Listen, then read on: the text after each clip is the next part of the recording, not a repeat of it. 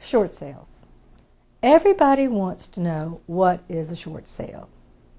Well, it's a long story about a short sale. But to make a long story a short sale, here's the skinny. I'm Gay McClelland, a realtor with Century 21, John T. Ferreira, in Fernandina Beach, Florida.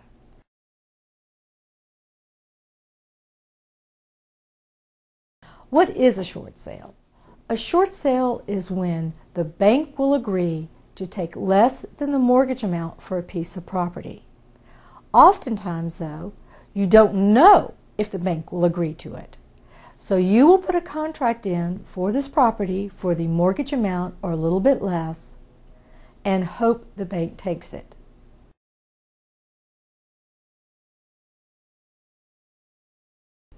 How long does that take? Well, it can take a long, long time. It can take 3 months. And here's the deal. Say your house that you're interested in is for sale for $200,000. The mortgage amount on that, the first mortgage, is $170,000.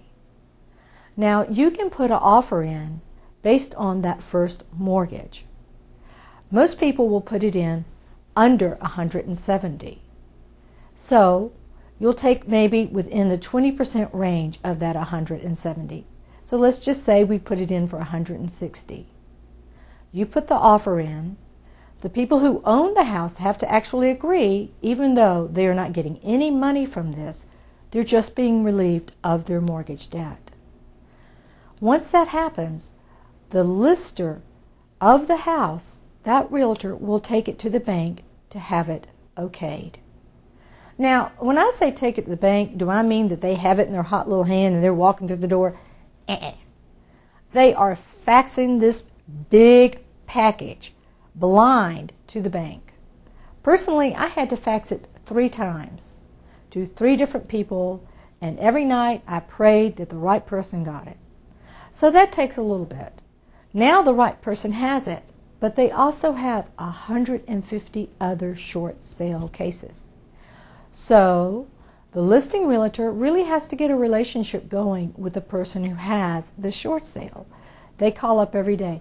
Hey, how you doing? Well, I don't want to pester you, but I just wanted to be sure. After you do this for about 10 weeks, the bank finally approves it, or they don't approve it. But as I say, if you're within 20% of the mortgage, then they will approve it. Good news for the buyer. Yay, their contract is approved. Now you usually have your financing in place, so you are ready to close.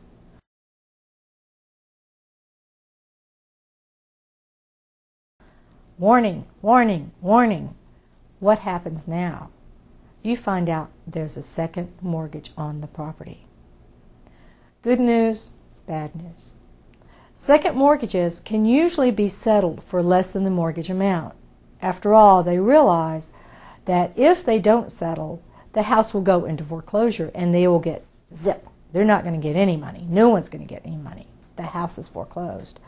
So it's up to the realtor, again, the listing realtor, to go to the second mortgage people or whoever has a lien on the house and negotiate a decreased amount.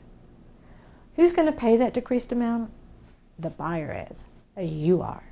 You're also going to pay any homeowner fees. You're going to pay any taxes involved. Now, is this a lot of money? Yes. No. Sometimes the homeowner fees are like $30.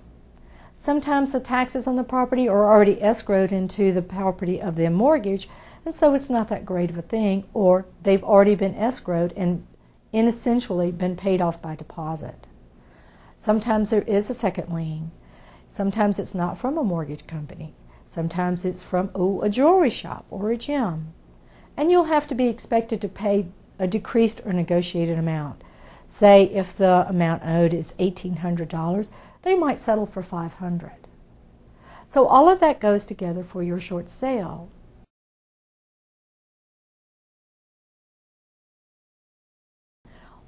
Is it worth it? Well, generally, short sales are incredible properties. You get great houses that appraise at a much higher amount than what you're paying.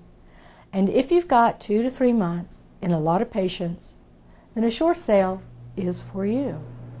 Well, that's the short story on a short sale. I'm Gay McClelland, and thank you for sharing a short moment with me.